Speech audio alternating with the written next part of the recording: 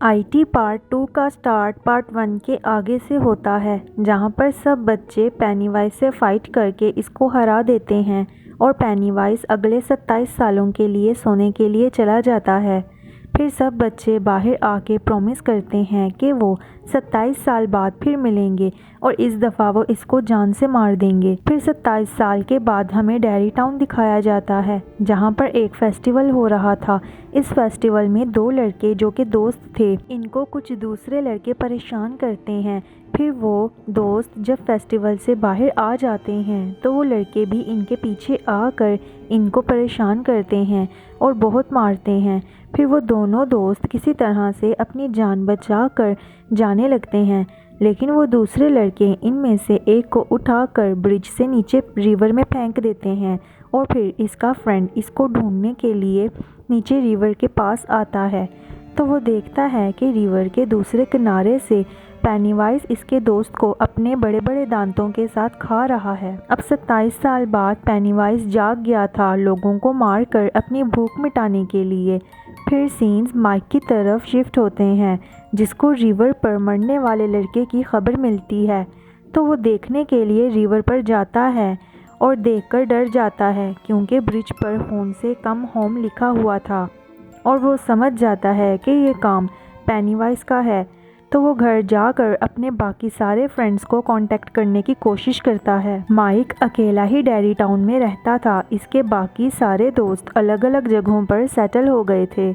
Mic सबसे पहले bill को कॉल करता है। पहले तो बिल माइक को नहीं पहचानता, फिर वो इसको पहचान जाता है और फिर माइक बिल को डेयरी टाउन में आने के लिए कहता है। इसके बाद माइक बेन को कॉल करता है। बेन भी पहले पहले तो इसको नहीं पहचानता, फिर वो इसको पहचान जाता है। जाहिर है 27 साल बाद ये लोग आपस में बात कर रहे थे और अपनी अपनी लाइफ में बहुत ही बिजी थे। बिल जो कि एक मशहूर राइटर था और बेन जो कि एक बिजनेसमैन था, और बेवर्ली की शादी हो गई थी और इसका हस्बैंड बहुत रिच आदमी था। तो क्योंकि ये लोग इतने सालों के बाद बात कर रहे थे तो पहचानने में थोड़ा मसला तो होगा। माइक बेन को भी पेनीवाइज के बारे में बताता है और डेयरी टाउन आने को कहता है। फिर माइक बेवर्ली को कॉल करता है और पेनीवाइज के बारे में बताता है और डेयरी टाउन आने को भी कहता है। तो बेवर्ली का हस्बैंड ये सुन लेता है और वो बेवर्ली को मारने लगता है और इस पे शक करता है। तो बेवर्ली भी इसको मारती है और वहाँ से निकल पड़ती है और यहाँ से हमें अंदाज़ा होता है कि बेवर्ली अपने हस्बैंड के साथ खुश नहीं है। फिर माइक लास्ट में स्टैनली को कॉल करता है और सब बताता है, तो स्टैनली डर जाता है और अपनी वेन काट के सुसाइड कर लेता है। फिर बाकी सब दोस्त डेयरी टाउन आ जाते हैं और रेस्टोरेंट में मिलकर एक दूसरे से बहुत खुश होते हैं और अपना बचपन याद करते हैं। फिर माइक इन सबको बताता है कि पेनीवाइज वापस आ गया है और डेयरी टाउन में लोग मरना शुरू हो गए हैं। फिर वो इनको बताता है कि हमने 27 साल पहले बचपन में ब्लड ओथ ली थी, इसलिए अब हम पेनीवाइज का मुकाबला करेंगे और इसको जान से मार देंगे। फिर ये सब बारी बारी अपनी फॉर्च्यून कुकी को ओपन करते हैं और जब इसको अरेंज करते हैं तो ये एक सेंटेंस बनता है, guess Stanley could not cut it. ये पढ़कर सब घबरा जाते हैं क्योंकि स्टैनली अभी तक यहाँ नहीं आया था और ये समझ जाते हैं कि शायद इसके साथ कोई प्रॉब्लम है, क्योंकि स्टैनली अभी तक रेस्टोरेंट नहीं पहुँचा था। फिर ये सब रेस्टोरेंट से बाहर आते हैं और बेवर्ली स्टैनली को कॉल करती है और इसको पता चलता है कि स्टैनली ने सुसाइड कर ली है। अब स्टैनली की सुसाइड का सुनकर ये सब और भी ज़्यादा डर जाते हैं और वहाँ से जाने लगते हैं, लेकिन माइक बिल को अपने साथ रहने पर एग्री कर लेता है और इसको वहाँ ले आता है जहाँ वो रहता है और बिल को पानी में एक ड्रग मिला कर देता है, जिसको पीने के बाद बिल को विजन्स आने लगते हैं और इसको अपने पास रखा हुआ एंशिएंट सिरामिक दिखाता है और बताता है कि हम इसमें पेनीवाइज को कैद कर सकते हैं। माइक बिल को बताता है कि इसने ये एंशिएंट सिरामिक एक अमेरिकन ट्राइब से चोरी किया था, क्योंकि इस अमेरिकन ट्राइब ने 18th सेंचुरी में पेनीवाइज को इसमें कैद किया था। तो मैं इससे मिलने गया और इसका ये सिरामिक चुरा लाया ताकि हम भी पेनीवाइज को इसमें कैद कर सकें। फिर बिल अपने विजन्स में माइक और इस ट्राइब की मुलाकात को देखता है और इसको यकीन आ जाता है। फिर वो इसके प्लान में इसका साथ देने के लिए एग्री हो जाता है।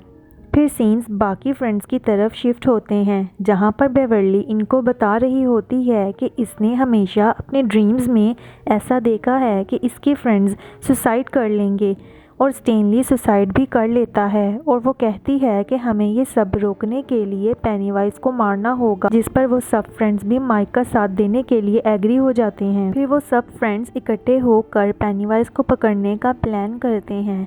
तो माइक बताता है कि इनको एक रिचुअल परफॉर्म करना होगा जिसमें वो अपने पास्ट से जुड़ी हुई चीज़ों को इकट्ठा करके लेके आएंगे और इनको जला देंगे ताकि वो पेनीवाइज को मार सकें। फिर वो सब अपने अपने पास्ट से जुड़ी हुई चीज़ों को लेने के लिए निकलते हैं। तो सबसे पहले बेवर्ली अपने घर जाती है जहाँ वो बचपन में अपने फादर के साथ रहा करती थी। अब इस घर में एक ओल्ड लेडी रहती हैं। बेवर्ली अपने रूम में जाकर दीवार के पीछे से बेन का लेटर निकाल कर घर से निकलने लगती है। तो वो ओल्ड लेडी एक डीमन में चेंज होकर बेवर्ली पर अटैक करने की कोशिश करती हैं, लेकिन बेवर्ली लकीली वहाँ से सेफली बाहर निकल आती है। फिर इसके बाद हम बिल को देखते हैं जो कि इसी सीवरेज के पास से गुजरता है जहाँ बचपन में इसका भाई गायब हुआ था। बिल कहता है कि तुम मेरे भाई को क्यों ले गए, इतने सारे बच्चों में क्या तुम्हें मेरा ही भाई मिला था।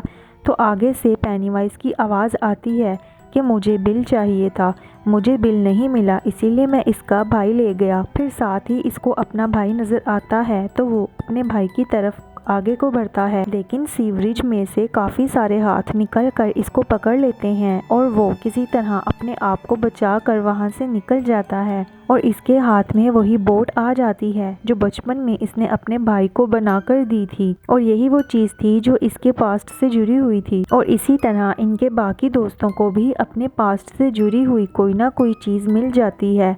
फिर ये सब दोस्त मिलकर इसी घर में जाते हैं जो हमें इस मूवी के पार्ट 1 में भी दिखाया गया था। घर में जाते साथ ही पेनीवाइज इनके सामने आकर इन पर अटैक करता है। फिर पेनीवाइज बेन के पेट पर नाइफ से होम एट लास्ट लिख देता है। फिर इसके बाद इनके सामने इनके फ्रेंड स्टैनली का चाइल्डहुड हेड निकलता है और इसका हेड स्पाइडर में चेंज होकर रिची पर अटैक कर देता है। बेन और बिल किसी तरह रिची को रेस्क्यू करते हैं और फिर ये सब दोस्त मिलकर इस घर के कुएं में आ जाते हैं और इस कुएं में जाते हुए इनको एक रास्ता नज़र आता है जहाँ पर हमें पता चलता है कि पेनीवाइज इस रास्ते से होकर हमारी दुनिया में आया था। फिर ये सब नीचे आकर एक सर्कल बनाकर खड़े हो जाते हैं और माइक सेंटर में सिरामिक को रखता है और ये सब अपने बचपन की चीज़ें इस एंशिएंट सिरामिक में डालकर जला देते हैं और एक दूसरे का हाथ पकड़कर ये रिचुअल स्टार्ट करते हैं पेनीवाइज को मारने के लिए और बार बार कहते हैं टर्न लाइट इनटू डार्क। जैसे जैसे ये लाइन रिपीट कर रहे होते हैं तो हमें दिखाई देता है कि ऊपर से 3 लाइट्स इस सिरामिक की तरफ आ रही हैं और वो इसके अंदर चली जाती हैं। तो साथ ही माइक इस एंशिएंट सिरामिक को कवर कर देता है। फिर इस सिरामिक से एक बहुत बड़ा रेड कलर का बैलून निकलता है और फट जाता है और इसमें से पेनीवाइज बाहर निकलता है और इनका मजाक उड़ाता है कि क्या माइक ने तुम्हें रिचुअल ठीक से परफॉर्म करने का नहीं बताया था, और साथ ये भी कहता है कि जो इस रिचुअल को पूरा करेगा वो सब मारे जाएंगे। तो ये सुनकर ये सारे दोस्त डर जाते हैं और माइक से लड़ने लगते हैं। तो साथ ही पेनीवाइज एक बहुत बड़े स्पाइडर में चेंज हो जाता है और इन पर अटैक कर देता है। फिर पेनीवाइज इन सबको इनके विजन्स दिखाता है और फिर इनके डर के साथ खेलता है और इनको बहुत डराता है जिन चीज़ों से ये डरा करते थे। फिर इसके बाद पेनीवाइज रिची को हवा में उठा लेता है और इसको मारने ही लगता है कि एडी हिम्मत करके इसके मुंह में एक लोहे की रॉड घुसा देता है। रॉड लगने की वजह से पेनीवाइज दर्द में तड़पने लगता है। तो एडी को लगता है कि इसने पेनीवाइज को मार दिया है कि तभी पेनीवाइज इसको अपनी स्पाइडर लेग से स्टैप करता है और वो नीचे गिर जाता है। फिर माइक अपने बाकी दोस्तों को बताता है कि इसको मारना इम्पॉसिबल है।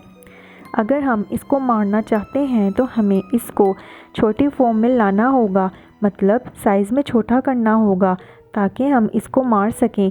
फिर ये दोस्त सारे मिलकर बगैर डरे पेनीवाइज की इंसल्ट करते हैं कि पेनीवाइज साइज़ में छोटा होने लगता है और माइक अपने हाथों से इसका दिल बाहर निकाल लेता है और ये सारे दोस्त पेनीवाइज के दिल को अपने हाथों से क्रश कर देते हैं और पेनीवाइज इस तरह हमेशा के लिए मर जाता है। फिर ये सब अपने दोस्त एडी के पास आते हैं और देखते हैं कि वो मर चुका है। इसकी मौत से वो सब बहुत दुखी हो जाते हैं और बाहर आ जाते हैं इस घर से।